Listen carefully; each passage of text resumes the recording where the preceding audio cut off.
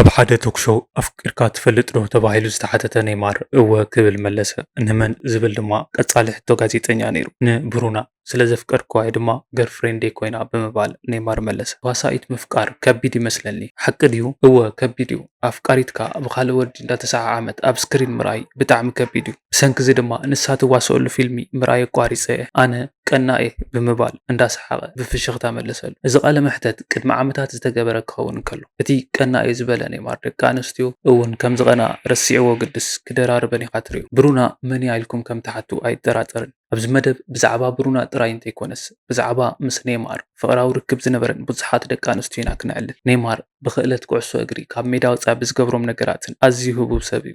ግን እዚ ወዲ ንምንታይ እዩ ኣብ ፍቕራዊ ሂወቱን ርክቡን ጽኑዕ ዘይኮነ ዝብል ሕቶ ናይ ብዙሓት ሕቶ እዩ። ኔይማር ዳ ሲልቫ ሳንቶስ ጁኒየር ብዙሓት ሳጓታት እዮም ዘለዎ። ኔይማር ኣብ ተወሊዱ ዝዓበየላ ከተማ ማጂኖ ዳስ ክሩዙስ ብዝብል ሳጓ ይፅውዕዎ ነይሩ። ካብ ንእሰነቱ ኣብ ጋንታ ሳንቶስ ፍሉይ ክእለት ከርኢ ምስ ጀመረ ከዓ ኦጃያ ዝብል ሳጓ ኣውፅኡሉ። ትርጉሙ ድማ ክቡር መዓድን ማለት እዩ ነይሩ። እዛ ሳጓ ንኔይማር ትግብኦ ከም ዝኾነት ብዙሓት ሰባት ይስማምዑላ እዮም። ኔይማር በቢግዚኡ ዝወፅሉ ዝተፈላለዩ ሳጓታት ተነበሩ እኳ ክነግስ ዘይከኣለ ኣብ እትብል ሳጓ ግና መብዛሕትኦም ሰባት ዝፈልጥዋ ሳጉ እያ። እዛ ሽም ዝወፀትሉ ምስ ክእለቱ እንከሎ ብዋሕዲ ዲስፕሊንን ብማሰይትን ኣብቲ ክበፅሖ ዝግባእ ብርኪ ዘይበፅሐ ተፃዋታይ ንምባል ዝጥቀሙላ ሽም እያ። ከም ዝፍለጥ መብዛሕትኡ ናይ ኔይማር ግዜ ብማሰይቲ ዝባኸነ እዩ። ብሰንኪ እዚ ድማ ኣፍቀርቲ ኩዕሶ እግሪ ክንድቲ ዝምነይዎ ክሪእዎ ከም ዘይከኣሉ እዮም ዝገልጹ። ኔይማር ዝተፈላለያ ደቂ ኣንስትዮ ኣዝየን ከም ዝፈትዎ እዩ ዝግለጽ። ምስ ኔይማር ዝተሓመያ ደቂ ኣንስትዮ ኩለን ክንዝርዝረን እንተደኣ ፈቲና እዚ ቪድዮ ኣዝዩ ነዊሕ እዩ ዝኸውን። እተን ዝተወሰናን ኣብ ናይ ኔይማር ሂወት ለውጢ ዝፈጠራን ደቂ ኣንስትዮ ጥራይና ክንዕዘብ።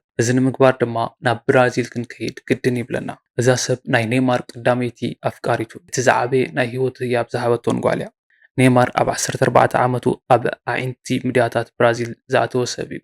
ኣብ 17 ዓመቱ ንዓባይ ጋንታ ሳንቶስ ምፅዋት ምስ ጀመረ ድማ ሚድያታት ብጥብቂ ክከታተልዎ ጀሚሮም። ብሰንኪ እዚ ድማ ውልቃዊ ሂወቱ ምስጢራዊ ክገብር ዘይሕሰብ ኮኖ። ወዲ 18 ዓመት ምስ ኮነ ህቡብነቱ ካብ ብራዚል ሓሊፉ ኣብ መላእ ዓለም ተዘርግሐ። ኔይማር ኣብቲ ዓመት ኣብ 19 ፀወታታት 14 ጎላት ኣመዝጊቡ ንብዙሓት ሰባት ኣገሪሙ እዩ። ኔይማር ብክእሎቱን ብስታይሉን ኣብ ብራዚል ህቡብ ሰብ ኮነ። ደቂ ኣንስትዮ ድማ ኣዝየን ክሰግዳሉ ጀመራ። ካብኣተን ሓንቲ ኣብቲ እዋን ጓል 17 ዓመት ዝነበረት ካላሮይና ዳንታስ ሓንቲ እያ። ዳንታስ ብኔይማር ስለ ዝተማረኸት ብዝገበረት ገይራ ተላለየቱ። ተላለዮም ጥራይ ግን ኣይተራፉን፣ ፍቕራዊ ርክብ እውን ጀመሩ። ኣብቲ እዋን ብብዙሓት ኣዋልድ ዝድለ ዝነበረ ኔይማር ምስ ዳንታስ ፀኒዑ ክነብር ኣይከኣልን። ምስ ካልእ ጓል ድማ ርክብ ጀመረ። ኣብ መንጎ ዳንታስን ኔይማርን ዝነበረ ርክብ ግን ብቐሊሉ ዝቋረፅ ኣይነበረ። ምክንያቱ ድማ ዳንታስ ከም ዝጠነሰት ነገረቱ። መማረፂ ዘይነበሮ ኔይማር እቲ ቆልዓ ይወለድ በለ። ኔይማር ምስ ዳንታስ ተዘይቀፀለ እኳ ዳቪል ሉካ ዝተባሃለ ወዶም ግና ማዕረ ናይ ምዕባይ ሓላፍነት ሂቦም እዮም ምዕባዮም። ኔይማር ካብቲ ዝነበሮ ግዜ ቆጢቡ ምስ ወዱ ግዜ ይሕልፍ ነይሩ። ድሕሪ ግዜ ዳንታስ ቫኒ ማርቲኔዝ ዝተባሃለ ሰብ ተመሪዓ ናይ ባዕላ ሂወት መርሐት። ካብ ማርቲኔዝ ሓደ ቆልዓ ወሲኻ ድማ ክልተ ቆልዑ ተበላ።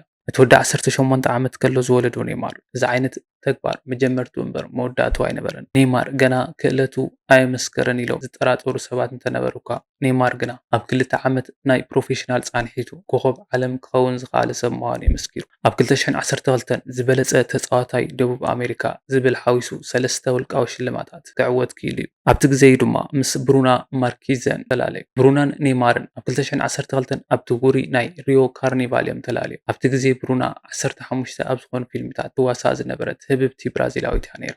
ኔይማር እውን ኣብ ብራዚል ህቡብ ሰብ እዩ ነይሩ። ኔይማር ምስ ብሩና ብቁልጡፍ ፍቕሪ ከም ዝሓዘ እዩ ዝገልጽ። ተደጋጋሚ ክልቲኦም ብሓባር ክረአዩ ጀመሩ። ሚድያታት ድማ ንክልቲኦም ህቡባት ሰባት ምክትታል ስራሕን ገበሮ።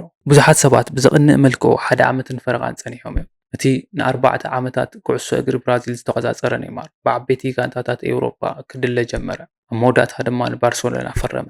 እቲ ነገር ንኩዕሶ እግሪ ሂወቱ ጽቡቕ ዕድል እኳ ተኾነ ንውልቃዊ ሂወቱ ግና ፈተና ከምፅአሉ ክኢሉ እዩ። ብሩናን ኔይማርን ሓደ ዓመት ምስ ገበሩ 9000 ኪሎ ሜትር ዝኣክል ተረሓሒቆም ክነብሩ ተገደዱ። ንምንታይ ምስኡ ዘይትኸይድ ክትብሉ ትኽእሉ። ከምቲ ቅድም ኢለ ዝነገርኩም ግና ንሳ ኣብ ብራዚል ኣዝያ ህብብቲ ተዋሳኢት እያ። በዚ ምክንያት ድማ ኣብ ብራዚል ዘሎ ስራሓ ገዲፋ ናብ ስፓኛ ክትከይድ ኣይፈቕደላን። ናይ ክልቲኦም ናይ ርሕቐት ፍቕሪ ብዙሕ ክፀንሕ ኣይከኣልን። ገሊኦም ርሕቐት ቦታ ይፈላልይዎም ዝብሉ ኣለዉ። ብራዚልያን ፕረስ ዝተባሃለ ናይ ብራዚል ሚድያ ግና በዚ ሓሳብ ኣይስማዕማዕን። ኔይማር ላሪሳ ኦሊቬራ ምስ ዝተባሃለት ሞዴል ፍቕራዊ ርክብ ስለ ዝጀመረ እዩ ምስ ብሩና ተፈላለዮም ብምባል እዮም ዝገልጽዎ። ዝገርም ነገር ድማ ኔይማር ምስ ላሪሳ ርክብ ዝጀመረ ቅድሚ ንባርሴሎና ምፍራሙ ምዃኑ እዩ። ከምዚ ዓይነት ሓሜታት ኣይቋረፁን። ኣብ 2014 ኣብ ብራዚል ዝተዳለወ ጽዋዕ ዓለም ኔይማርን ብሩናን ከም ዝተዓቕረቡን ፍቕራዊ ርክብ ከም ዝጀመሩን ብሩና ከዓ ንኔይማር ክትርኢ ስታድየም ከም ዝተረኸበትን ተገልጸ።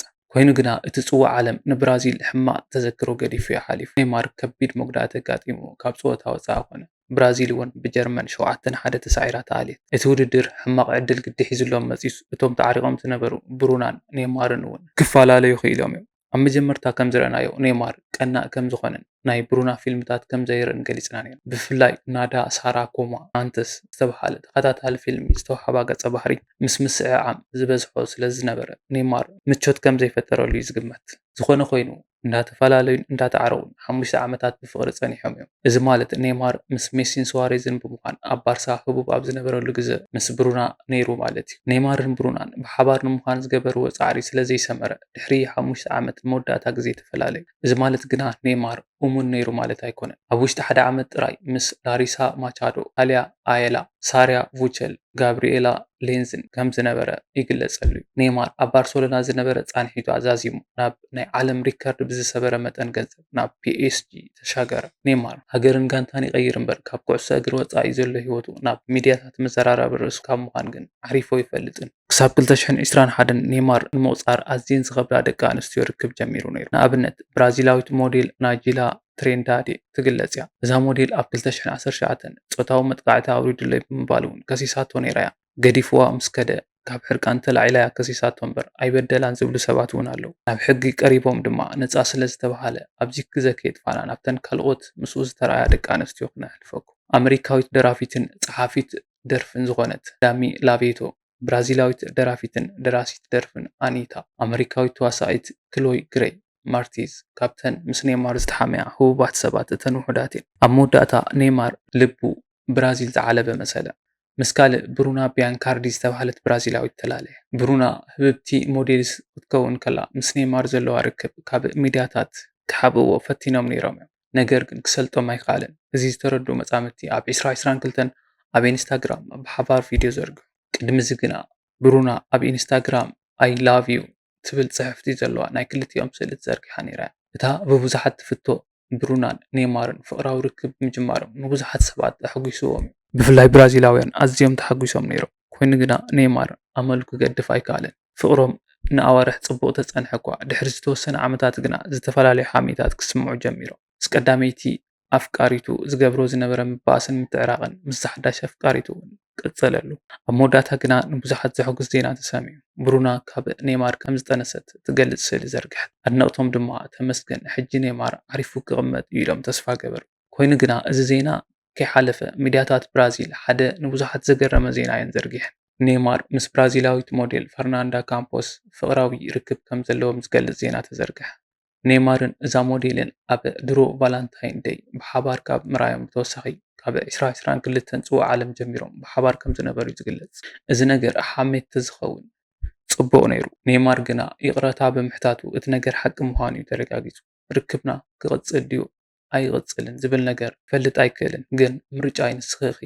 ንውላድና ዘለና ፍቕሪ ክዕወት እዩ፣ ንሕድሕድና ዘለና ፍቕሪ ድማ ክንሕይሎ ኢና። የፍቅረክ ዝብል ጽሑፍ እዩ ዘርጊሑ።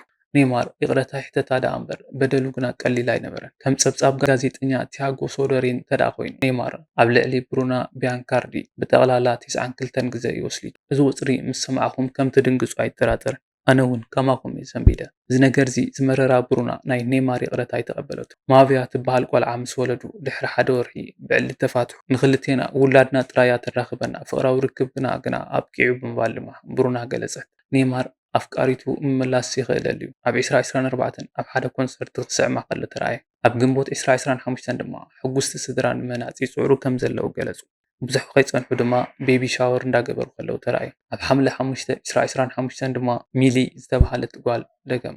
ኣብዚ ሕጂ እዋን ብሓባር ኮይኖም ክልተ ደቆም እናዕበዩ እዮም። ኔይማር ዳቪ ሉካ ካብ ዳንታስ፣ ማቪን ሚሊን ድማ ካብ ብሩና ቢያንካርዲ፣ ሄሊና ድማ ካብ ኤማንዳ ኬምፔሬሊ ብምውላድ ብጠቕላላ ካብ 3 ሰበይቲ 4 ቆልዑ ኣለዎ ማለት እዩ። ብዛዕባ ኤማንዳ ኬምፔርሊ ብዙሕ ኣየዕለልና፣ ምክንያቱ ከምቲ ፈለማ ዝነገርኩ ምስ ኔይማር ዝተረኣያ ኩለን ደቂ ኣንስትዮ ክንዝርዝር ክዘይኣኽልናን እዩ። ክቡራት ቤተሰብ ክሳብ መወዳእታ ዝመደብ ምሳይ ስለ ዝነበርኩ ካብ ልቤ ዘመስግነኩም። ኣብ ዝቕፅል መደብ ብካሊእ ዝገርም ቪድዮ ክንራኸብ ኢና። እስካብ ሽዑ ግን ሳብስክራይብ እናገበርኩም ምፁ።